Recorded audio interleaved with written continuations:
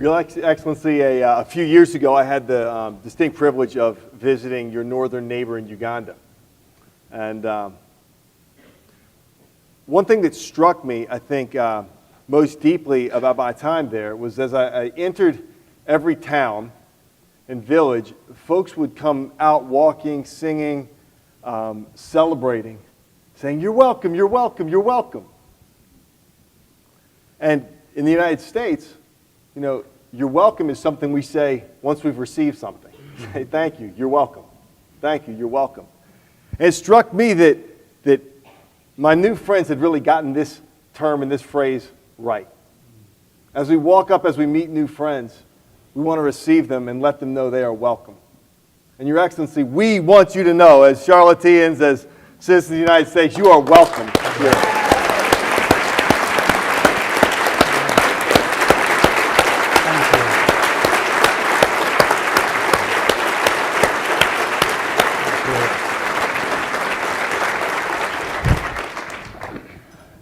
And now I will do my best to speak very little and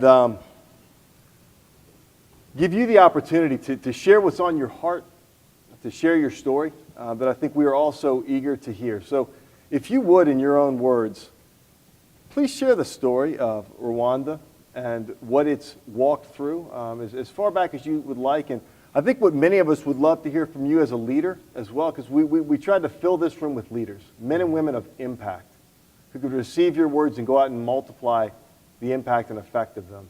So talking through your personal journey of leadership as the events in Rwanda have unfolded over the last decades would be something I think would be a great gift to all of us. Well, thank you, Casey, and I wish to thank Tim Scott, Senator, and Andy, my friend, and the distinguished ladies and gentlemen here in the audience for a warm welcome you've extended to me and my delegation, and for giving us this time to have a conversation with you. In fact, when Andy was making the introduction, first I thought maybe there would be some level of confusion when he talked about Uganda and then Rwanda. Sometimes people confuse, and in fact, because I have also lived and grown up in both countries, it's not clear which one I belong to. Sometimes they think some think I'm the president of Uganda, others think I'm the president of Rwanda. So I want to make it clear, I'm the president of Rwanda, and that's why I grew up as, my family went into exile when I was 4 years old. That's why I grew up in a refugee camp for over 20 years. Like many other Rwandans, there were many in Uganda, others who grew up in Burundi, in DRC now, which was Zaire then, others Tanzania, the whole of the East African region, and quite a number of others in Europe or United States. So my story, or the story of Rwanda, in a sense, mirrors many other stories on our African continent. But there are also differences. So as I grew up as a child, similar story like Andy told, going to school barefoot, and crossing rivers without knowing how to swim, a similar story. Maybe the difference, I've learned to swim after time. He hasn't yet. But the same story, pretty much the same story. So when we grew up, and many other young people, we thought about why were we refugees? Why were we stateless? why would anyone or anyone's family live in a refugee camp almost forever, like mine and many other families did? So therefore, as we grew up, the question became clearer and clearer that there were issues to resolve that made us stateless. And the issues to resolve started with back where we came from, and that was my country, Rwanda. So that's how, when I try to cut the long story short, that's how we got involved in the liberation struggles. For me, two, one in Uganda, another in my own country, Rwanda. In Uganda, there was a liberation struggle that we participated in when I was very young. And then that's how I got to have what it took to be able to participate in the liberation of my own country, Rwanda. And this was long before the genocide that took place in my country. We saw 4 years of a liberation struggle, armed struggle in my country, and then followed by the total destruction of the country, where over 1 million people lost their lives, and most of those are our parents, our relatives, our friends, every family in Rwanda was affected, in fact, by this one way or the other. You either had members of the family that became victims, or you had members of the family that were perpetrators. Yeah. So there is not a family in Rwanda that did not lose one way or the other. So 1 million people 1 million for were sure. killed. Yes. And how many, what's the total population? Currently, we have 12 million. 12 million people in the country. At that time, it was about maybe 8. Wow. We 15% lost of the one, population and then, yes. lost to genocide. Right. So here, this is, all these tragedies in a way shape people, and the kind of experiences also contribute to people either doing better, working harder in trying to address the challenges that people face on a daily basis. So in these tragedies, there are silver linings that you find, that people emerge, and the aspiration is for a much better future than they have witnessed or experienced or have heard about. And that's how I was saying the story of Rwanda mirrors many other stories of African continent, where many countries experience poverty, disease, conflict, hunger. But at the same time, we've seen transformation take place, where countries are now developing, and there is prosperity coming in. There is peace, there is security, there is entrepreneurship, young people. In my country, 71% of our population are under 30 years old. Wow. Yes, 71%. Wow. 71% under 30. Yes. Wow. But that is similar to other parts of the continent. Yeah. It's so close to that. It's about that. It's either between 60 and 70%.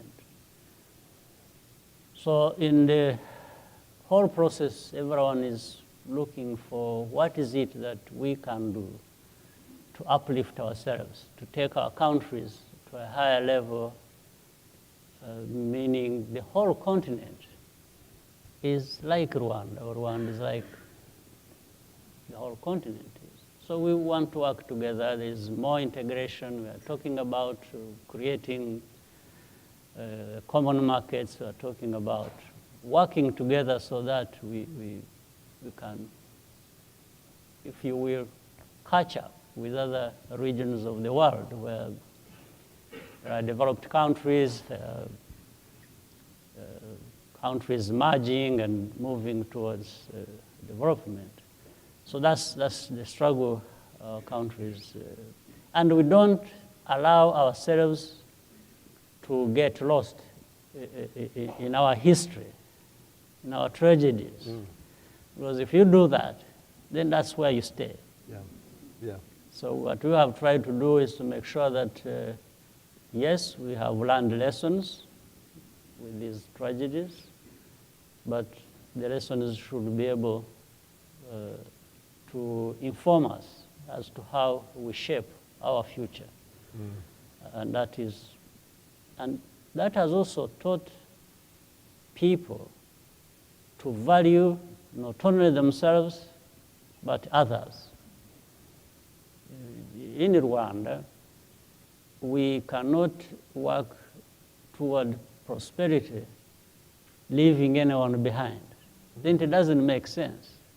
So the conversation is, how do we invest in our people? How do we make sure that everyone moves along with us forward? That speaks to the kinds of investments we have made in education, in health, in making sure that there is participation in politics, in the governance, in this civic duty that we owe ourselves, which Senator Tim Scott talked about, the civic duty of every individual of our country, and then together collectively being able to move our country forward. In fact, that's how reconciliation comes about. I said we don't need to get lost in our past, but rather look forward.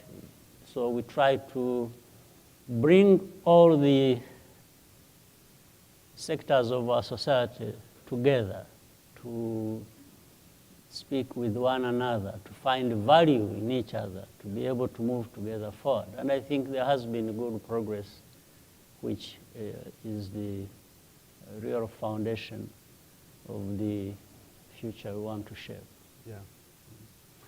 I think that'd be something that we would love to even hear more about, because oftentimes, Senator Scott alluded to in our own nation, we look at a lot of problems, we look at a lot of divisions, we see, we like to point fingers too, right? Yes.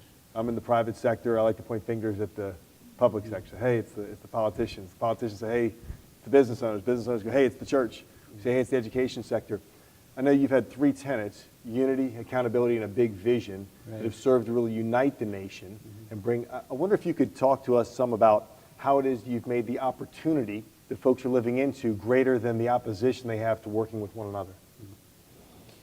You know, I also let you know that in many cases when we have talked about unity and working together and bringing everybody to, some people have misunderstood us, and we've been greatly criticized for it, because the idea here is the people question and say, how do you bring everyone together? It's like people must be different, Yes. and must behave differently in any way they want. And You don't know how Americans are. It's different. Yeah. well, at least I know our own history, and we've drawn lessons from that. And we've been explaining that I think there is, when you know the theory and then want or have experienced real life, you need to bring practical things together with the theories that people know. And living a life is not like a textbook story. It can be messy in Rwanda as well. Yeah, absolutely. Yeah. So therefore, we're saying like in the message of reconciliation was people can be different. They can express themselves differently. But if you want to use the difference to harm the other, then there is a problem. There has to be an environment, there has to be a situation that does not allow this. Because you are different from me doesn't mean that you have to be against me or I have to be against you. We have to work together because in the end we are one nation. So with this background of where some people became victims, others killed, and whatever went on in between, we are saying you be whatever you want to be. Identify yourself with what you want to identify yourself. But if it goes to the level where you can kill somebody because they are different from you, this is not acceptable. So we had to find this line, this dividing line, and make sure that we live by it. And it's not easy. It's not easy every time because when you were trying reconciliation, there were also people saying, no, but we need justice.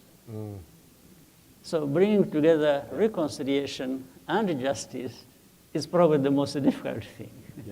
Yeah. But in any case, we will still go ahead and tell the victims who want justice and say, look, bear with us. You are actually the people to ask something from. We can only ask from you reconciliation, forgive. Yes. All of us don't have to forget, but you can forgive. But the other, there is not much to ask from them. If you were a perpetrator, if you killed, what do we ask from you? If you're a perpetrator of a crime, yes, you have nothing to give your no, victim. you have nothing to give. What do we But ask that from victim you? Oh, yes, has that forgiveness victim to give. can forgive. And that forgiving is powerful, and it allows a movement forward. Yeah. So we therefore had to create this balance all the time and keep narrowing the differences and finding the higher value of what we have to live for and say, why don't we rally towards that? Maintain we are different anyway, even if we didn't want to be, we are, but you can also decide how you live within and with your differences.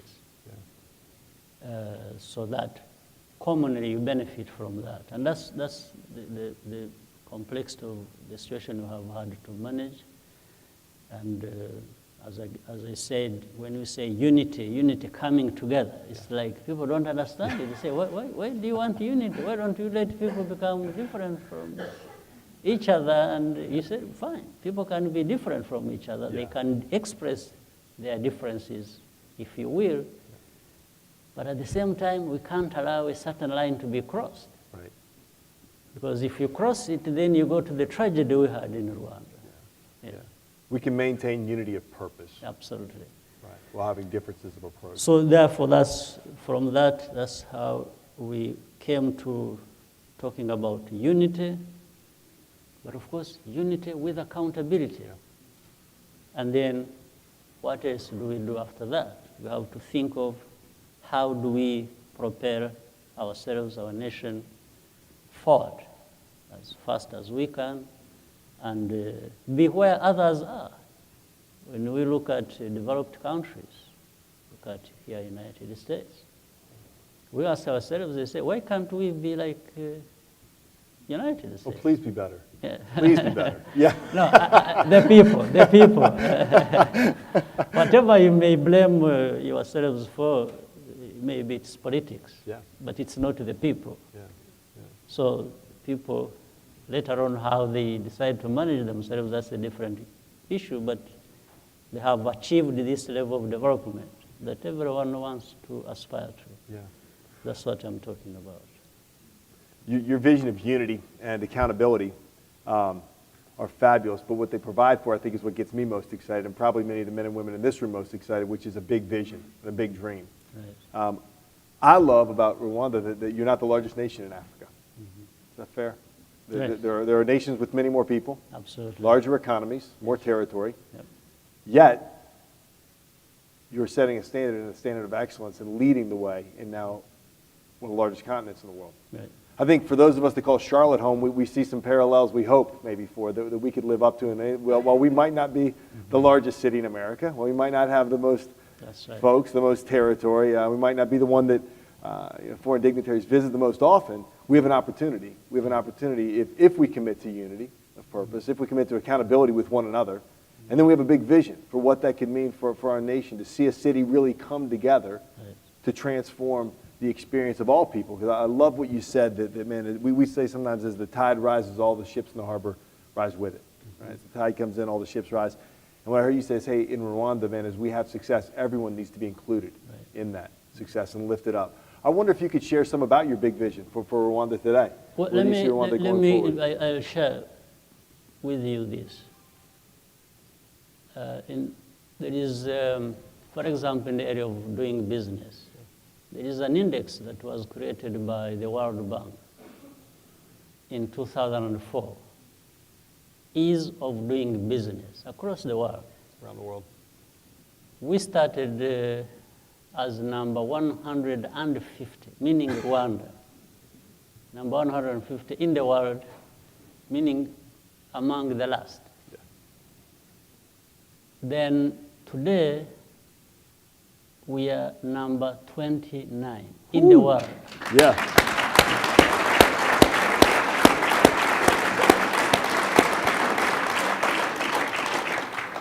Number 2 in Africa. Wow. Number 2 in Wow. Africa, number 29 in the world. Wow.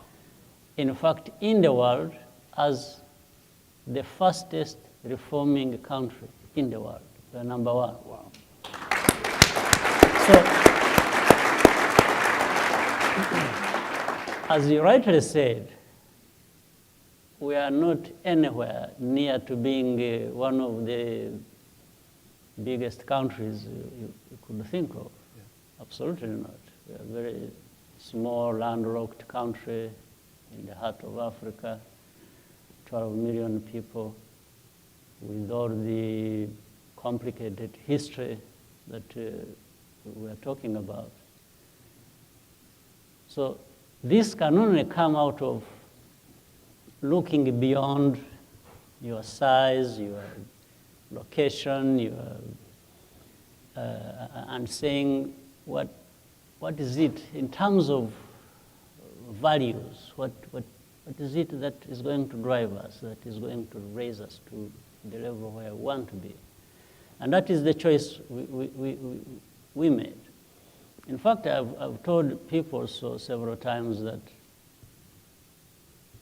in our complicated history and geography and everything, and politics, the only way we have succeeded in this, as shown by the progress we made, for example, in the index of doing business, we said we have to make choices, even difficult choices, about what we want to do and want to achieve and where we want to be. We don't follow rules. We follow choices. There is no rule book for us. You know, there is a tendency that the world has a rule book. Everyone reads from and say, we are going to do like this. No, we say, no. For us, we have the freedom to make the choices. You can read the rule book, you can do whatever you want, but we finally make the choices. Which way do we want to go? How do we go there? How do we bring everyone to come around these choices? And then if things work for us, we gain from that, we celebrate, we are happy, we move on. If they don't work for us, we don't blame anybody. We just look back and say, where did we get it wrong? How can we correct it? And so that we don't make other people's mistakes in the end, because we have had this kind of relationships in the world where people come and dictate to you what you must do. Yeah.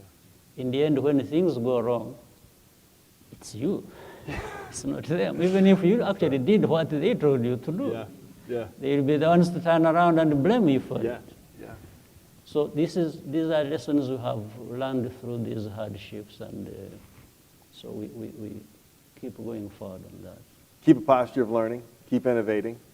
Yeah, throw out the rules. I like that one a lot. So women... Can I use that at my house? Yeah. Women in our country, 52% of our population, they stand at 62 now percent of our parliamentarians. The parliament is 62% women. 62. Yes. Yeah. Come on, women. Come on. Thank you, Pamela Powell. Another woman in the audience, stand up.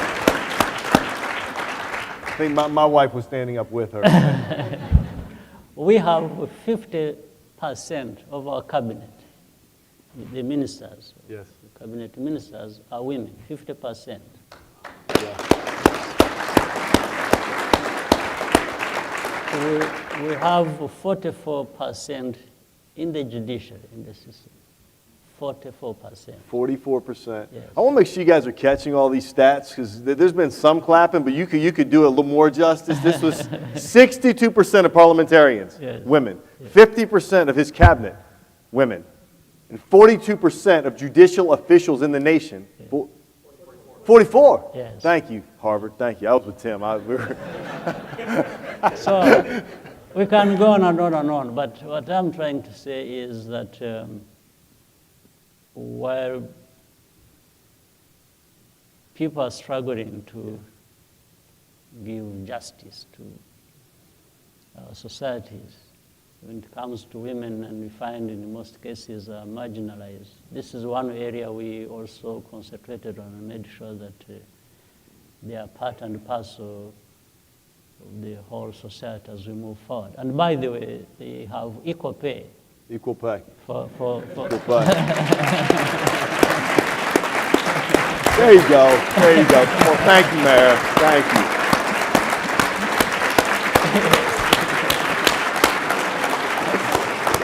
Beautiful. Beautiful. No, isn't this fun, making new friends? I mean, isn't this fun? Is this not fun? If you're not enjoying getting to hear stories from around the world, being encouraged by other nations, other great leaders that are, I mean, I will bet that you walked into this room and you've already taken some things away that you had no idea about, you didn't know about, man. Just the gift of this time together has been fantastic. So in our small place, in a place many people don't know, maybe here in Charlotte, people know Rwanda, but if you went to some other place, you just say, where is that, or what is that? Not too many. I think we're gifted to sit with the man that Forbes made the most influential leader in Africa. So just appreciate the gift that we're receiving during this time and the great, hard, pioneering work that you and the people of Rwanda have done for 30 years. And it's I think a beacon of light to us. It's a place of hope for us and a lot to learn. We have children enrollment rate of the first 12 years of education is 90%. So I'm sorry, say one more time. 90% of the 12 years primary and secondary education. 90% graduation. 90% wow. Enrollment rate. Could we talk about that one for just a moment? Because I've read some of what you've said about the power of education. Yes. The power of education, and the power of education to transform poverty and to give children opportunity. I could first give you more. We have 87% of our population has health insurance coverage. Wow. Wow. 87%. 87% of the population. Yes. Now, we were talking about thinking or dreaming big and doing different things. We talked about the power of technology, of innovation, and investing in human capital. We also, for example, in our health system, we are able to distribute medicines, especially vital medicines, to rural areas, and vaccines or blood samples required by drones. We use drones to deliver to the remotest. So Wow. what would have taken 6 hours drive, Yeah.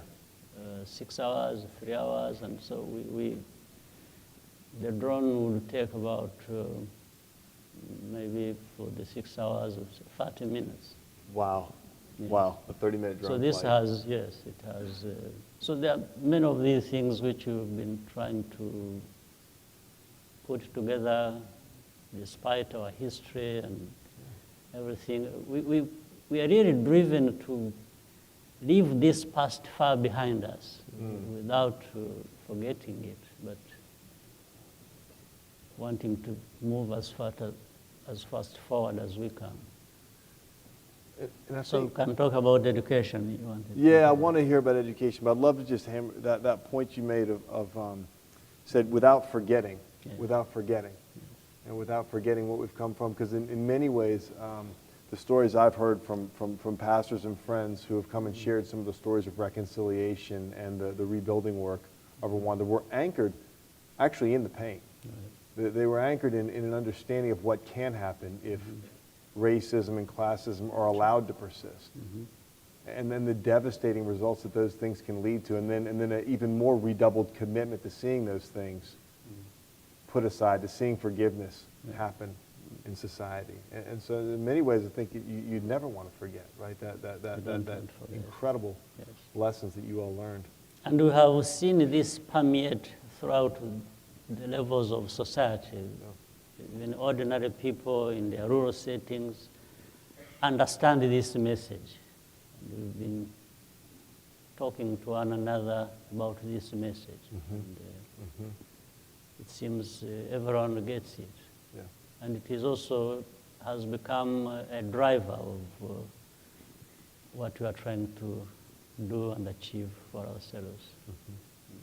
So I have a selfish question. I get to be up here, so I get one, and we're going to allow some folks, I think, to ask some other questions if we have time for that.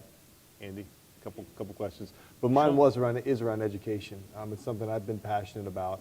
And in the U.S., look at the education, the school as an institution in our society that actually provides a pathway, an on-ramp into opportunity for children that are born into poverty. And so we've been very active in trying to think through how to bring educational opportunities to children born into poverty in the United States. I've read some of what you've written about the importance of education, of helping lift children and actually just kind of create generational opportunity in Rwanda. Would you share some of your perspectives on the importance of education and the role it's played in this story? Well, education is the most important investment we can make in our people, as is very clear, I think, to everyone. Like in our case, Rwanda, we aren't as much endowed with the natural resources or some of the things big countries have. But we've focused on what we know is our main asset, our main resource, that is our people. So education is even more important in this sense, that when you have equipped somebody with education, that tool takes this person anywhere they want to go. And therefore, you imagine from the person to a nation, it's the same thing.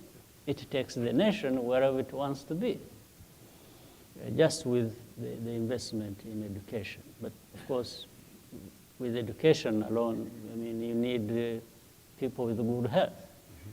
So that's why for us, in fact, between education and health, this share about 30% of our national budget.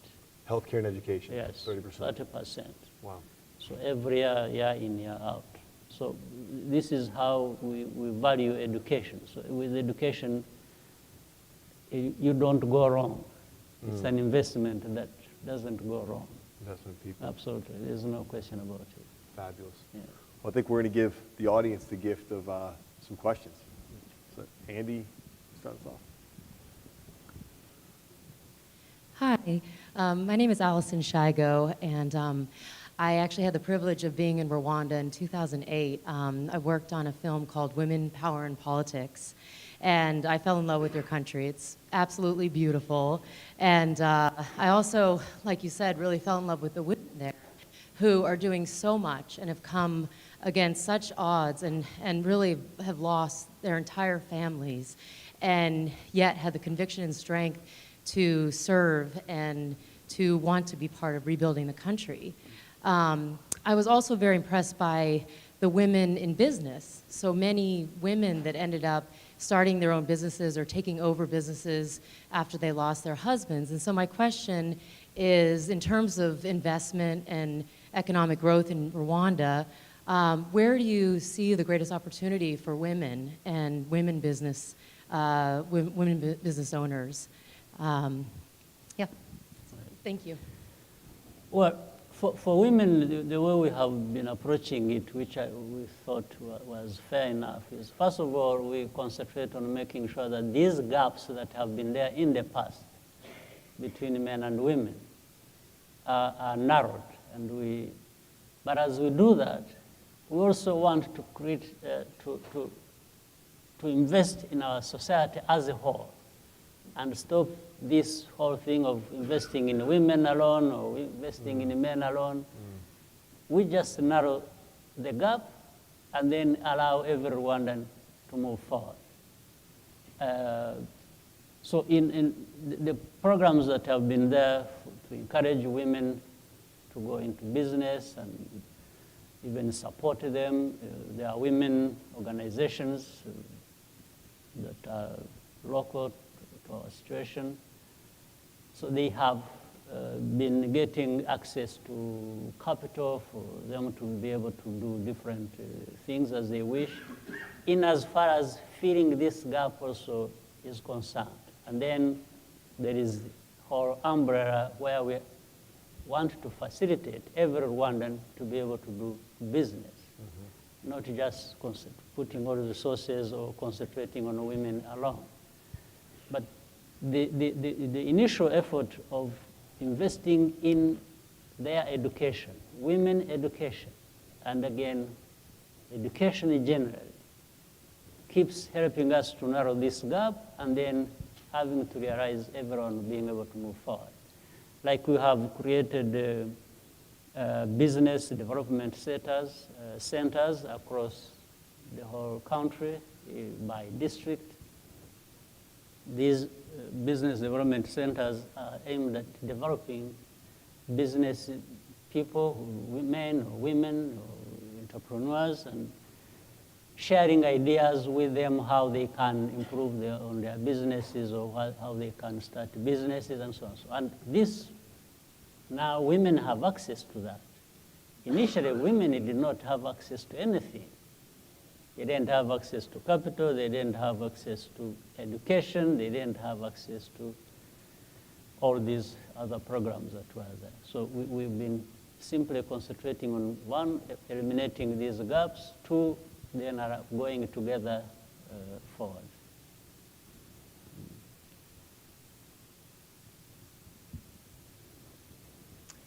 Mr. President, we're really glad to have you here. I'm Jennifer Roberts. I was the mayor of Charlotte until 2 years ago. And we are so grateful to be able to learn from each other. I'm very interested in your emphasis on education. And specifically would love to hear more about how you are working with technology. Because one of the challenges we have here is that we have 20,000 households in our public school system where the children have no computer at home and no internet access. And that digital divide is exacerbating the income gap and the wealth gap with the rich and the poor, with minority students, et cetera. And I know that Africa has struggled with infrastructure and technology, so I'd love to hear more about how you've confronted that issue. Thank you. I think that's a good question. We have also identified technology as indispensable enabler in all these things, whether education or health, as we are talking about. So what we did, we have invested in infrastructure that will support technologies. For example, in our country, we have laid fiber, about 4,000 kilometers length of fiber across the country to districts, to then later on to homes and other premises. The second, about close to 15 years ago now, close to 15 years, we invested with somebody, Professor Negroponte of MIT. We worked with him. He had developed a computer, a laptop, rugged and, that has many applications to it that would help kids learn computers. And we had a project called One Laptop Per Child. So our ambition was to have every child, school-going child, with a laptop in his hands or her hands. We had 2.3, we have roughly now 2.3 million children going for primary school and lower secondary school. So under this arrangement, we had wanted everyone to have a computer in their hands, but we could only afford something like 600,000 in such a short time because we had to pay for it ourselves, the government. So what we did anyway, we converted it to a situation where now kids would share computers, so that maybe one computer per every 6 children. And that means on Monday, one child will go with the computer, Tuesday they'll go home with the computer, third another one, on Wednesday, and so on, so that it rotates, so that every kid has hands on the computer at least once every week, because they have their turns and so on, as we increase the numbers so that everyone can. But what we found out was that kids with computers in their hands, apart from what they are taught at school, they are able to teach themselves so much. In fact, one time they come to school ahead of their teachers sometimes. In fact, there's a very interesting story around this. When we had just brought in computers, they put them in the stores, and then they had to take teachers for training and so on and so forth. But the kids said, no, but why don't you give us computers while you're still training? So we told the schools to allow kids to go home with their computers, first time. Breaking rules. Yes, but when the teachers were undergoing training for 3 weeks, by the time they came back, the kids were ahead of them. Wow. So they were able to, so that is how we are only limited in a way by, not having always sufficient means, but we already have a good measure of what technology does and what kids, young people are able to do once they are given this opportunity. It's self-evident, and we just keep trying to do more and better and move on. Fabulous.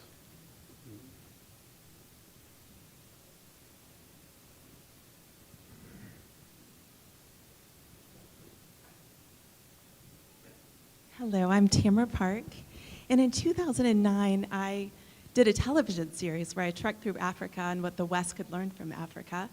And when I got to Rwanda, I was so struck by your spirit of innovation. So just building on your question, I was wondering, was that a united vision to bring the country together through innovation? It seemed like that was contagious when I was there in 2009. Well, thank you. The ideas come from different people or different parts of society, but quickly identified as something that is useful to the nation.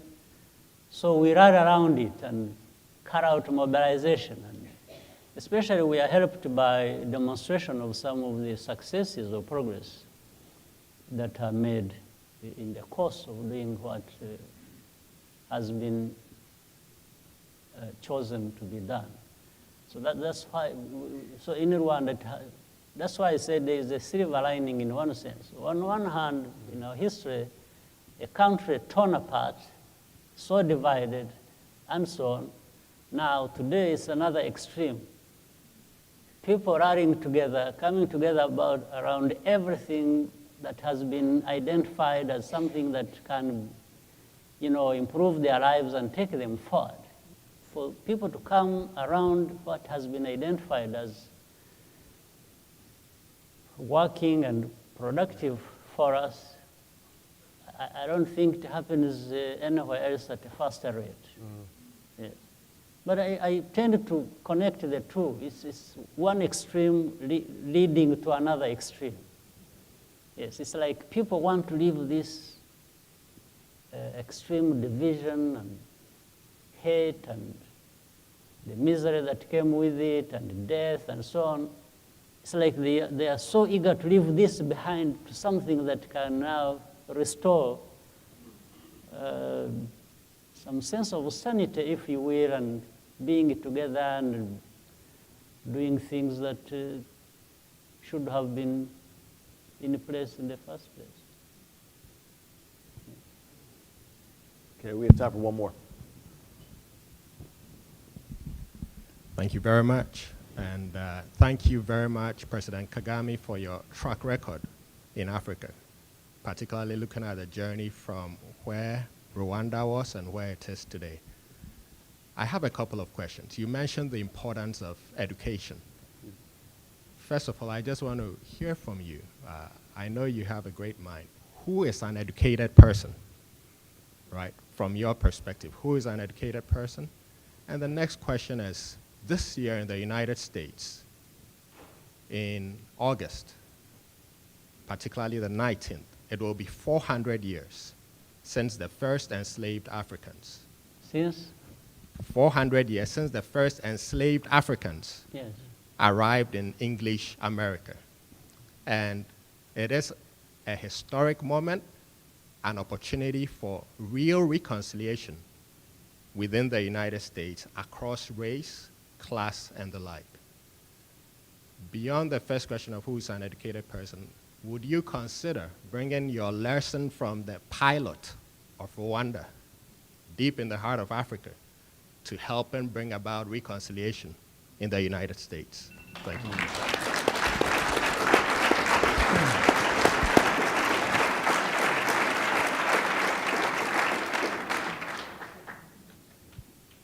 There are two parts of education, if I may attempt to answer your question. One part is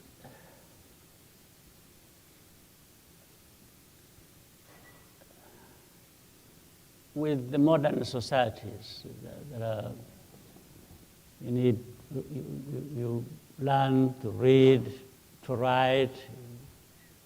It's languages, it's science, it's technology, it's all kinds of things that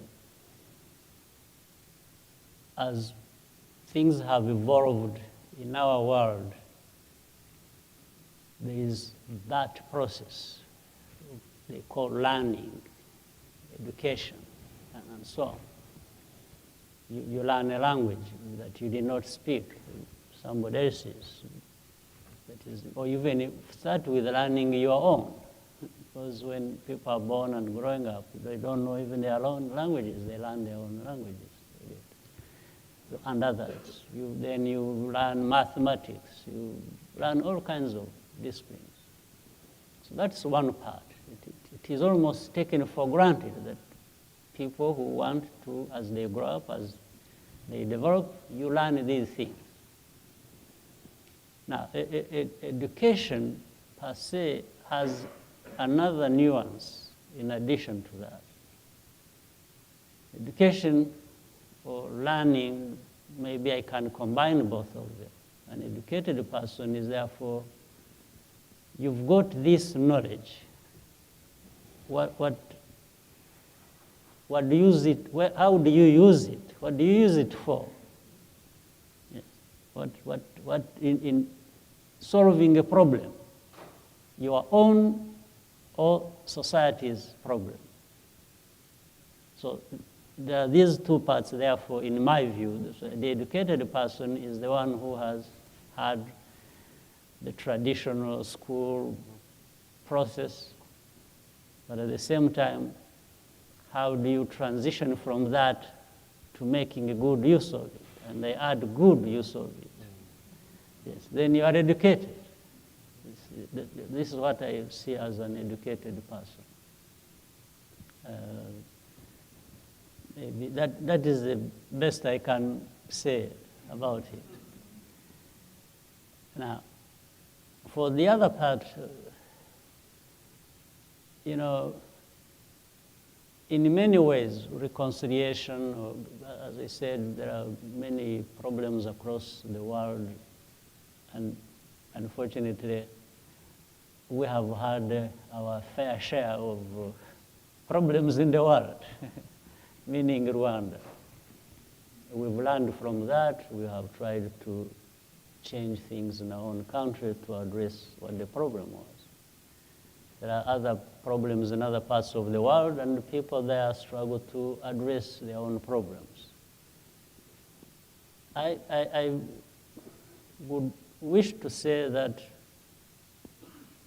I can't pretend, or Rwanda wouldn't or shouldn't pretend to say, because the only thing that comes from Rwanda is if we have overcome some of these extreme cases of, problems, it should give hope to anyone else that they can overcome their own problems. That's the only thing I can say, but I don't think we have lessons we can take to other people and say, if you do this, that will solve your problem. I don't think, so people with those problems have to make these hard choices I started with when I was talking about that, and decide which way to go with addressing the challenges before them.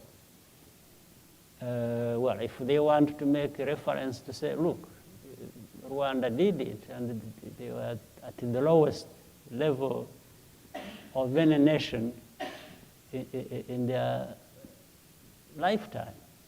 But they have risen out of that and are here. It's like the main thing is, if Rwanda has done it, what reasons do we have not to try and overcome these challenges ourselves? Yes, that is the only thing I can't tell people that, because we did this and have made this progress, you should do the same. I think what I appreciate what I heard in the question was one, hey, what is an educated man? And what I heard you say was an educated man who's received knowledge, he's received teaching, he's received training. The question, though, if that educated man or woman becomes effective is what they do with it. Yes. What they do with the investment they've received. Right? And similarly, I think today, we've received some instruction. We've received an example. We've received a story of a nation that's gone about the hard work of reconciliation.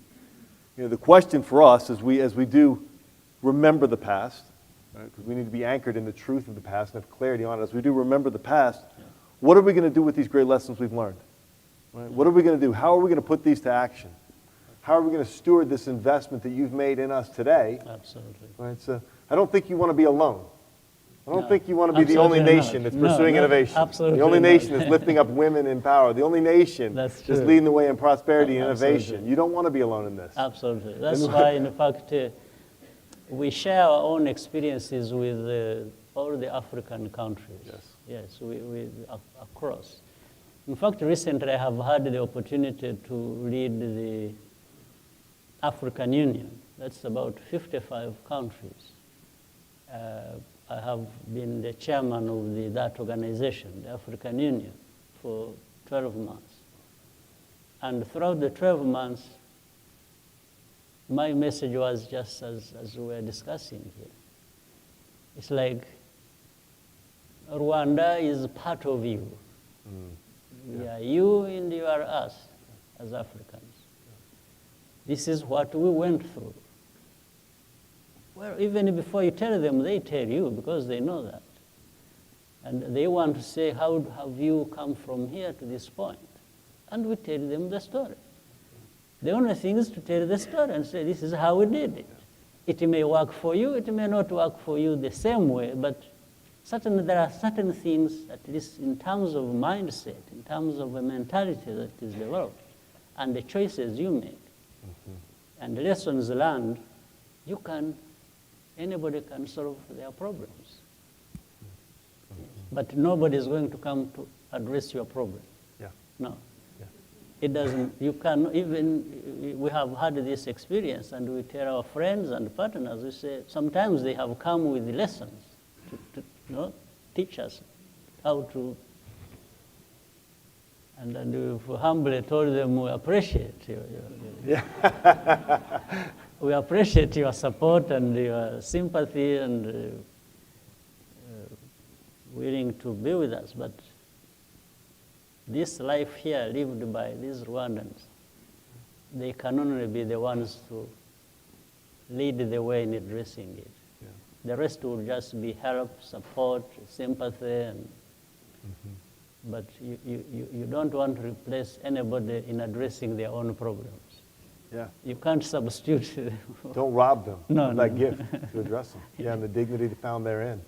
Now Rwanda is a nation that's looked up to around the world as an example of what it looks like to create all these attributes that we would love to have, whereas 3 decades ago that wasn't the case.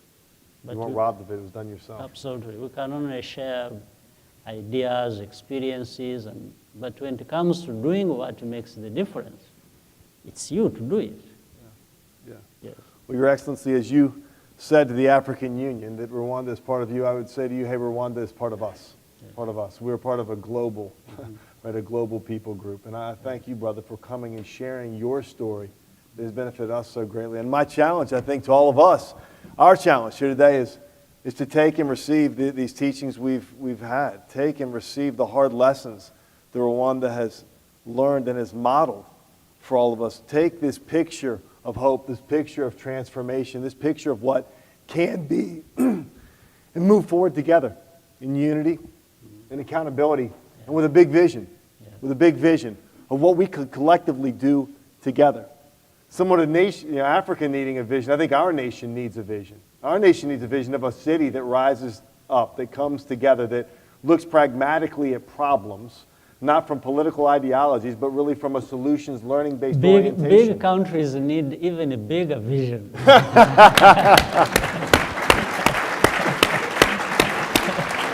Charlotte, please join me in thanking His Excellency President Paul Kagame, Rwanda. Thank you. Thank you. Thank you. What a pleasure.